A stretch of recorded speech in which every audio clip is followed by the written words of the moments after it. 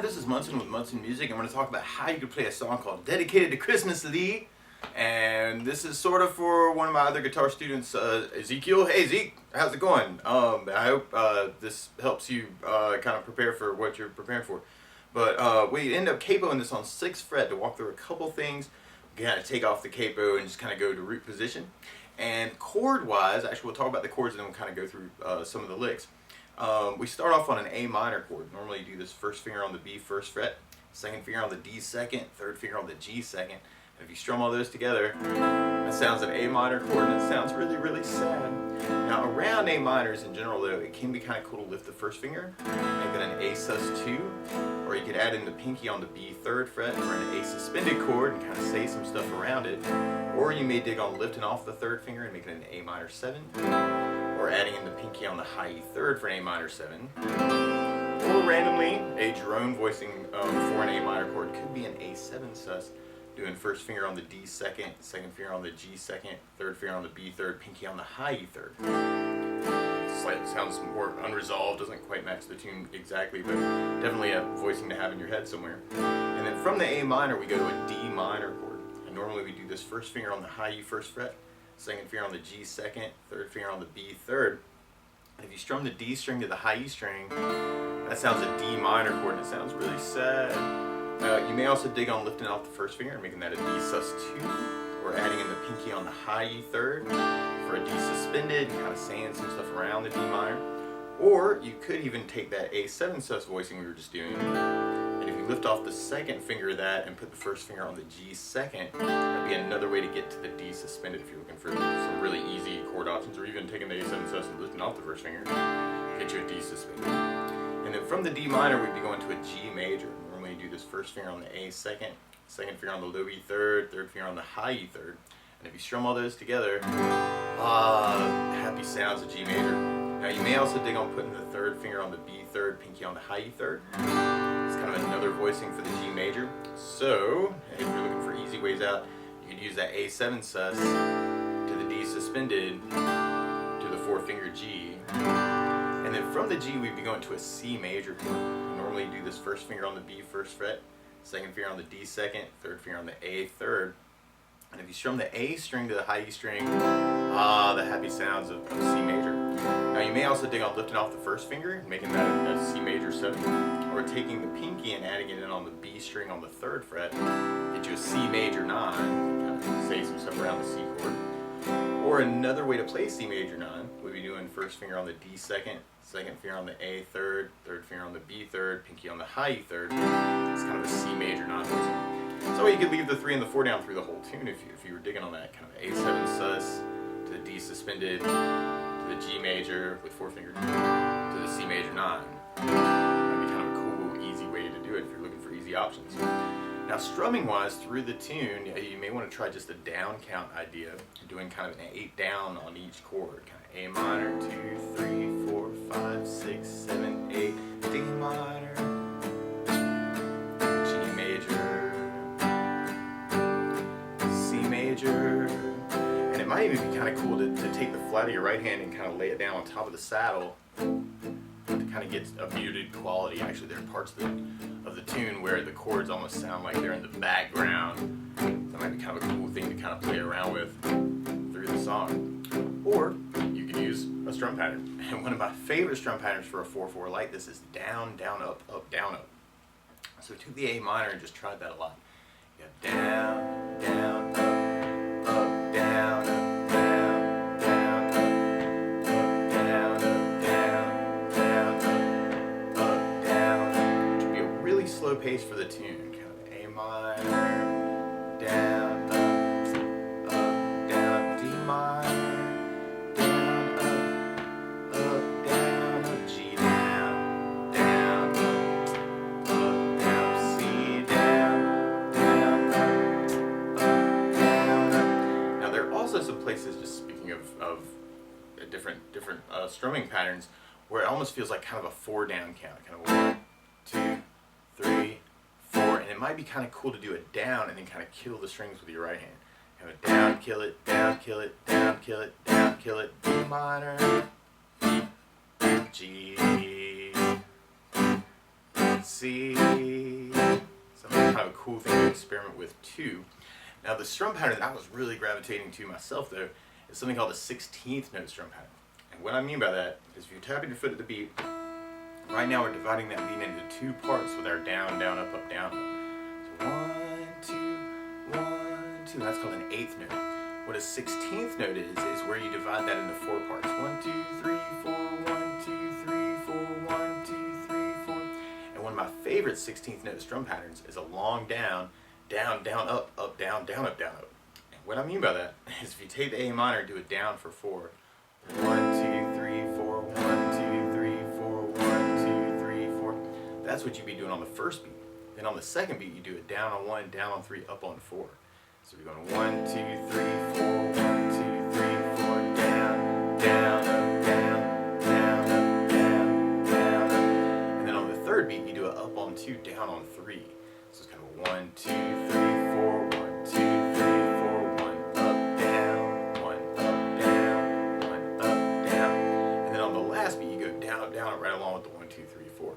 So down, up, down, up, down, up, down, up, 1, 2, 3, 4, 1, 2, 3, 4. So we put all that together, we have long down, down, down, up, down, down, up, down, up, long down, down, down, up, down, down, up, down, up, long down, down, down, up, down, down, up, down. So we try that through our chord progression. We have our A minor,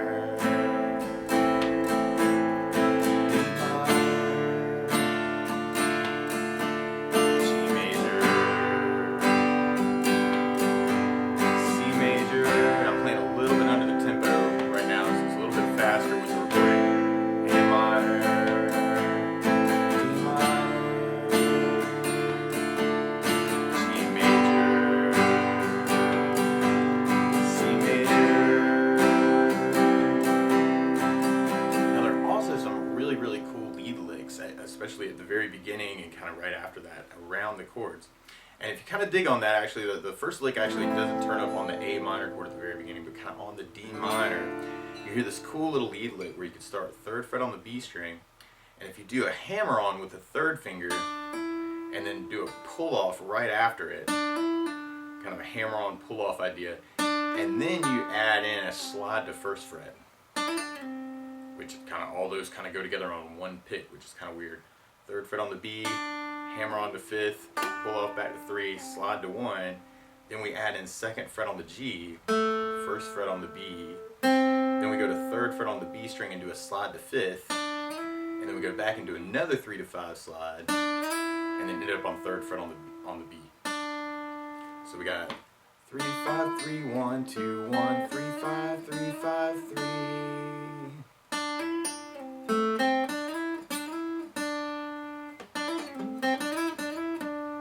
Kind of quick in the recording. And then we go to 3 on the high E string, and then do 1st fret on the B as a slide to 3rd, and then we go to 1st fret on the B, 2nd on the G string, 3rd fret on the B and do a slide to 5th, and then play 3 on the high E. So 1, 2, 3, 5, slide 3. So all together, kind of the A minor kind of sets it up, and then we start the D minor chord, and then you'll hear that first lick. 3, 5, 3, 1, 2, 1, 3, 5, 3, 5, 3. And then 3 on the high E, 1, 3, slide on the B. And then 1 on the B, 2 on the G, 3, 5, slide on the B, and 3 on the high E.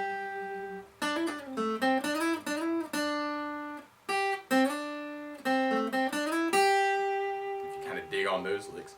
And then we kind of end up with something called an arpeggio, or a little almost an arpeggio lick around the chords. Arpeggio just means broken chords. So for instance, on the A minor chord, instead of playing the whole chord, you could play little pieces of it. Kind of even taking the A string to the high E string if you wanted to play around with that concept. Kind of A string, D, G, B, E.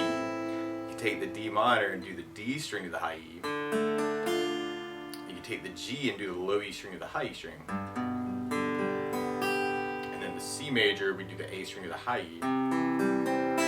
Something called an arpeggio, or broken chord is what arpeggio means. So we sort of end up with a lick that's sort of like an arpeggio lick, but we start with the open A, 1st fret on the B, open G, 3rd fret on the D, and then 2nd fret on the D.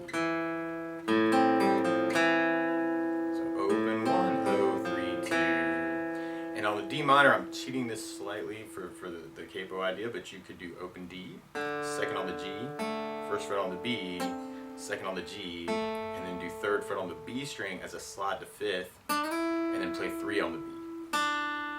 So 0, 2, 1, 2, 3, 5, slide 3.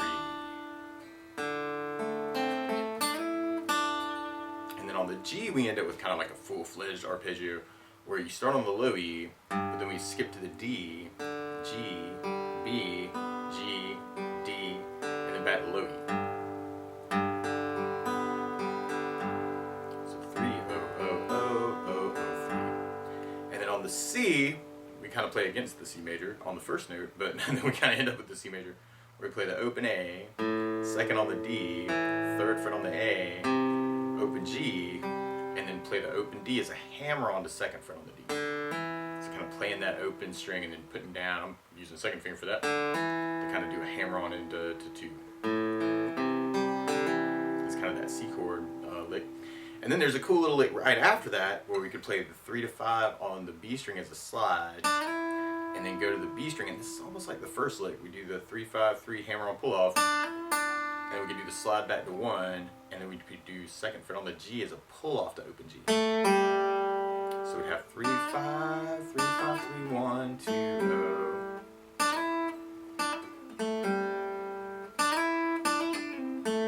It's kind of like a little tag lick to get back. So all together through that, and I know that's a lot. You can pause the screen, go practice, but open A, 1, 0, 3, 2, and then the D minor lick, 0, 2, 1, 2, 3, 5, 3, and then the G lick, 3, 0, 0, 0, 0, 0, 3, and then the C lick, 0, 2, 3, 0, 0, 2, 3, 5, 3, 5, 3, 1, 2, 0.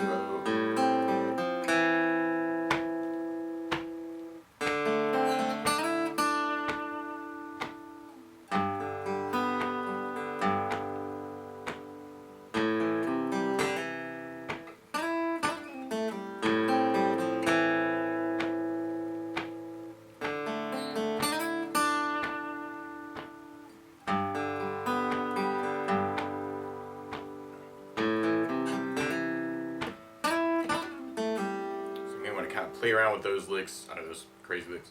Love them. Now the weird part is to play along with the recording, instead of starting on an A minor chord, it's actually kind of starting on a, I guess we call it an E flat minor, but you may want to call it a D sharp minor depending on what key you want to think about this in.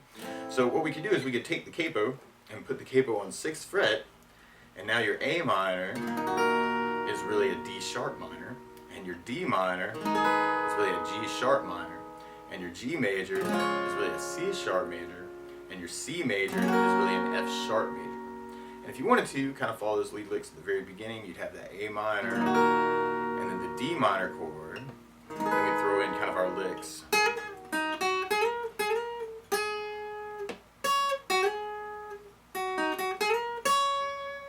And then from there we could even follow the arpeggio lick, which is what happens next. That 0, 0, 0, 3, 2, and then the D minor, and the G, and then the C lick.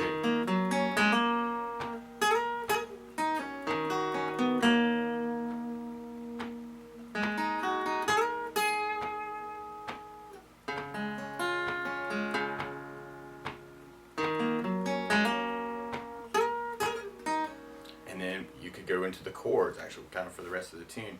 It's kind of the A minor chord, and you may want to just dig on just the down count idea, kind of the 8 downs. D minor, you can play around with the muting idea, kind of laying down the flat of the right hand.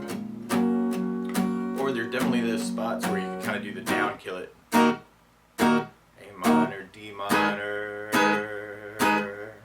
G major, C major. Or you may dig on the down, down, up, down, up. Which would be that really slow pace.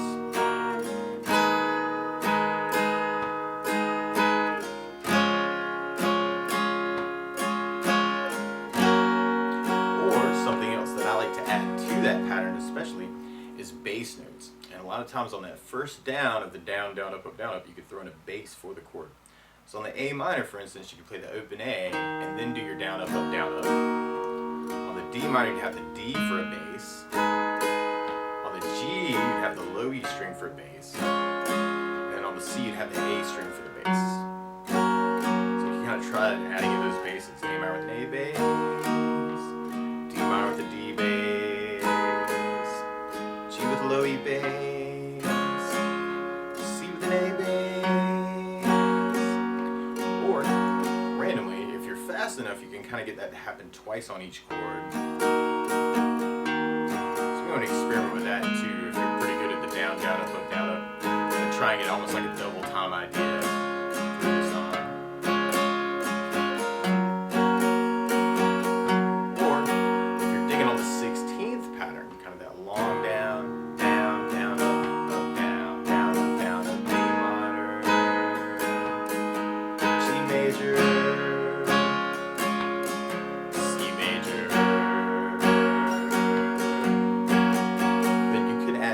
to that too, and you can make it a bass, down, down, up, down, down, up, down, or a bass, bass, down, down, up, down, down, up, down, or a bass, bass, down, down, up, bass, down, up, down. Could all be cool variations on that to play around with. So you have A minor, D minor, G major, C major. Also be cool to kind of play around with those other chords. You know, kind of making up licks around the chords, or even experimenting with notes we didn't talk about to find some other things that you can kind of say on the chords, kind of say what you want to with the tune too. So it'd be kind of cool to play around with it, kind of see what you want to say with it.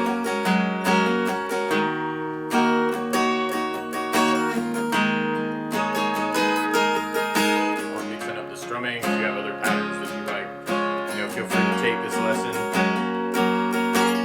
and run with it any way you want to.